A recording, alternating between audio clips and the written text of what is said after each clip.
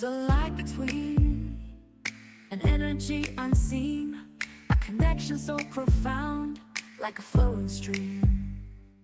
It whispers in the silence, guiding our way, intuition growing stronger with each passing day. The light between, it's a force to behold, unveiling truths untold, breaking through the mold. Intuition rising like a symphony in tune. The light between, it's a bond that won't remove. Welcome to the Light Between podcast, where we embrace the divine love, light, and cosmic laws, recognizing us as co-creative agents in the mystical evolution of the divine. Unlike other shows on spiritual growth, The Light Between ignites heartfelt, my dear soul, love letters, intuitive healing insights, and empowering prompts that unlock your soul contract. When you no longer judge your inner critic and meet it with warmth, you can shift the perspective and power of the part of your shadow that is talking and the part of ourselves that is answering. I invite you to initiate your personal rite of passage in reconnecting with your innate power and intuition. Head over to the Light Between newsletter to stay on track with your highest timeline through next era resources and holographic psychic readings. Let the light between, an energy unseen, connection so profound like a flowing stream. I believe, my friends, in the power of resonance. Right now, self-compassion through deep connection with self is absolutely critical, because the power of resonance, when you are met with someone else that can match your cadence of care and hold a container for you so that you can create a larger container for you to hold for yourself, is pivotal. And I can probably imagine that your brain sometimes cannot be such a kind place. So here's the truth, my friends. Nobody will have any idea what it's like to be you as well as you do. There is no one else that has lived in your body, your heart, your mind for the same 24 hours a day as you do. And nobody knows what you've really been through. No one knows what you feel or what your fears are. No one knows your truest desires. Our mistake, my friends, is expecting other people to understand us deeply as we understand ourselves, even though we often lie to ourselves that we don't, because we do. And when we let go of needing others to understand us, and we can fluently speak our desires, our wants, our dreams, or just be silly, we can finally hear everything we want and be understood. It leads to healing. And so when you finally accept and understand what you've been through and who you truly are, because of that, you will be seen by your own soul and your guides and others around you as you practice self-compassion. Now, the other aspect here is when we let go of needing others to understand us, we can finally hear everything we want and everything we want to be understood. And that leads to healing. And surprisingly, many people may start to understand you even better when you understand yourself. Because we suffer when we create the expectations that others must understand us. While many people, my friends, can understand you well, nobody will know what it's like to be you as intimately as you know yourself. And that space, that place, can be a beautiful place to inhabit. And so through resonance work, through how I'm going to be bringing through these podcasts, it is in the language and it's the cadence that we will move through these crazy times ahead. What is the expression of my care that wants to come through my body and my words? So as you go about your day, I want you to ask, what is the expression of your own personal sense of care that wants to come through your body or through your words? And it is from this connection to that care that I encourage you to find both the courage and the relaxation to exhale, to feel proud of any of your contributions of your body of work in this lifetime, and to continue to stay present in your connection.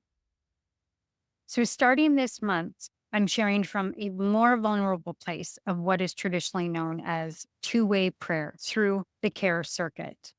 And what happens is when we dialogue with Source, when we dialogue with our higher soul, if we dialogue with our angels and guides, we instantly tap into the benevolent energy of life, source, and love. And so as I was putting the Oracle guidebook together for my new Oracle deck, it struck me how much developing my own relationship through trusting my soul to write these words and for them to be understood through the vibration of somebody else, not through the intellect. I progress every day with my spirit guides, my angels, past loved ones, and it's changed everything for me. Vibrational resonance of care for self, for our body of work, for our contributions, for how we process life.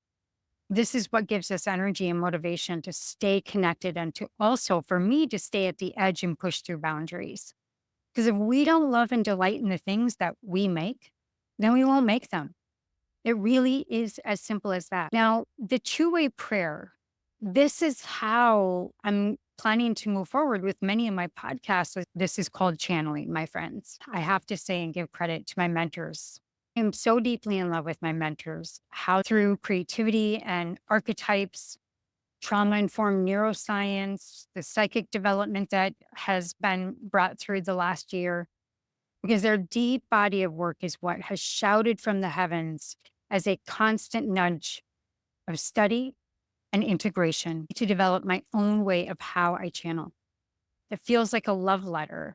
And it's a calling to your own soul to reach into your shadow and to invite in the light. As we take this huge twist of history, the hugest transfer of wealth of all time, and that being opportunity for all to step into their divine gifts, their soul's contract. I'm done shying away from the ways that our mainstream culture stigmatizes this galactic spiritual access of our soul's history, and how caring for our life's work make it seem that we are somehow selfish or we're self-involved to want to spend time doing these types of things that we delight in. And so I've been shown aspects of the future. And now is the time where this crucible path is splitting for many of us, and that we choose care and choose consciousness. And I am inviting all of you that will help you unplug from the shadow archetype and into your light to allow the integration process to move smoother. It doesn't have to be so treacherous. And how we can look forward to sharing these vulnerable moments match the new galactic world that we're creating. This next shift into the golden age that may also bring you delight in your creativity. So I hope that you too are able to cultivate this warmth towards yourself and all in the world that you do, all that you want to do, all that you dream to do. It's how we come back to our point of origin and keep expressing ourselves. So in the future, look for love letters and look for prompts that I will invite you into with your dear soul. So I end this with the love letter from my higher soul. My dear soul, what would you have me to know about nurturing my creativity with care? Oh, my precious, tender one, you have fallen prey at times to an innocent, painful, but deeply incorrect view of things, namely, that creativity must be sacrificed for the sake of productivity or efficiency. But do you not understand that nurturing creativity is not a luxury, but a necessity? That it is through this very process that you will find both joy and the fulfillment that make life so worth living? Listen, I understand. Things can look grim. And if you want to find people who agree with you that things look grim, ask anyone. Even people whose political views are the exact opposite of yours are experiencing the same sense of fear and doom.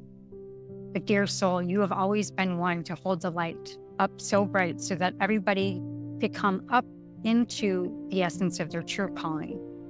So in that regard, at least your beliefs are in complete agreement and in alignment of what you have once forgotten. Sweetheart, dear heart, just settle. We could use a few people right now who aren't terrified Are you wise and calm enough to become one of them? Sit with me here just for a moment, dear one, and let me show you something. As humans are, they are the most magnificent creatures we have seen yet. And yes, I know as spirit, I know everything that is happening, everything your kind has done, everything that might become. Because I am you, living on many parallels. I know all the nonsense and the distractions, all the injustice and terror, all the suffering and all the good reasons to drink from that lie of the deep well of doom. But you are not supposed to be here. It is a deep ignorance that the existence of even one is here by mistake. That goes for all of you. Every single one of you is meant to be here. Never in creation have there been minds like that of yours and many others that have this vast reservoir of this creativity and imagination, this capability of dreaming up anything from art, even art from rage, to forgiveness, from joy to terror and back again. We actually revel in it. We surf upon that energy. We find it amazing. There are only two infinitely expansive things in all of creation, my dear Cassandra. The universe itself and the beautiful human imagination. Everything else has limits, but the universe and your imaginations have none.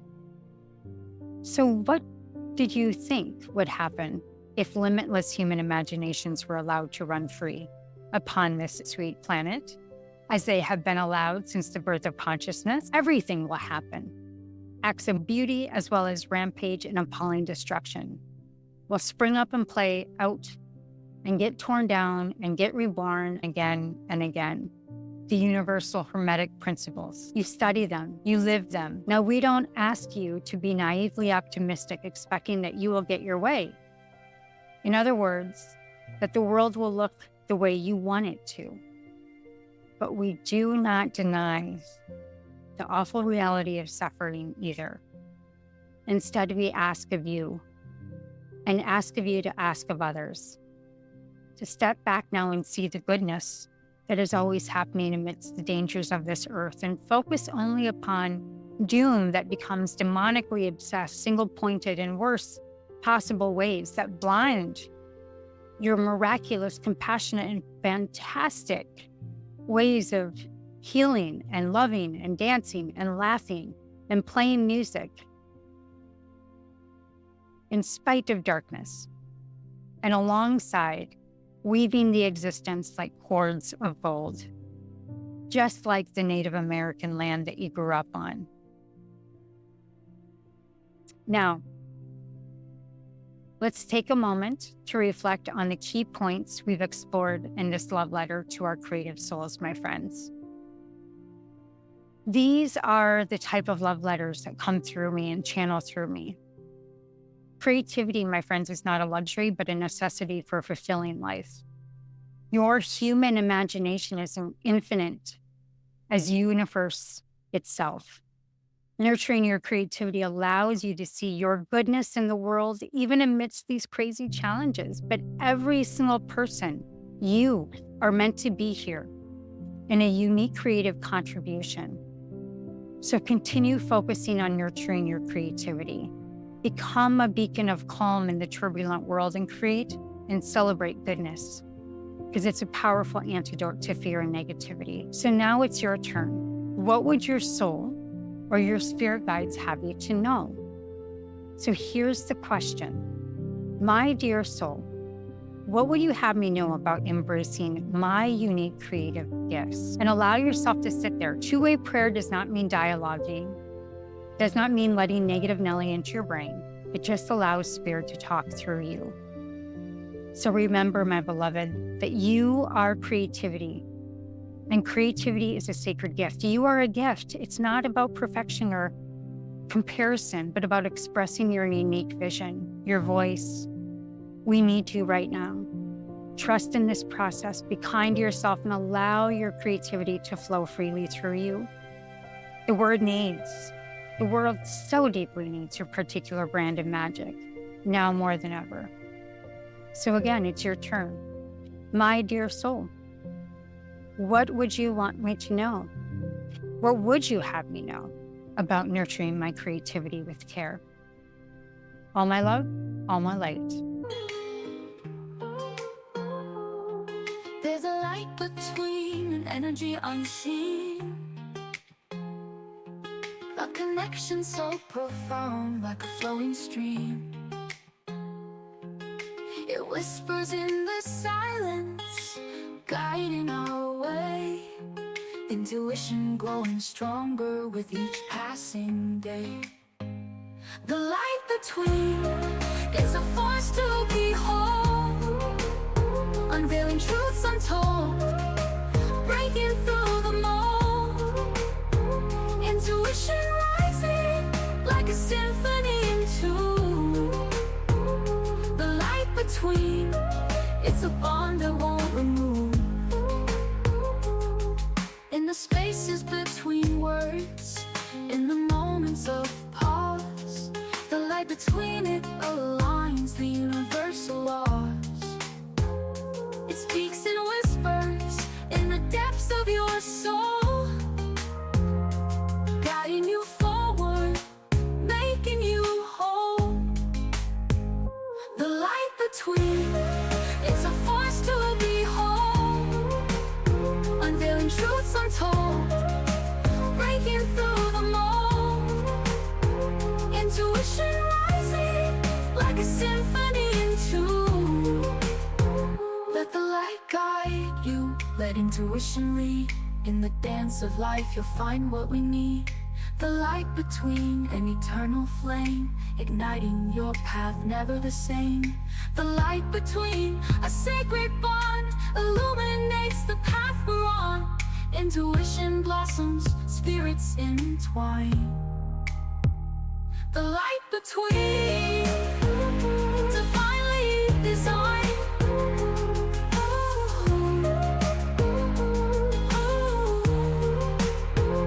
The light between, it's a force to behold, unveiling truths untold, breaking through the mold.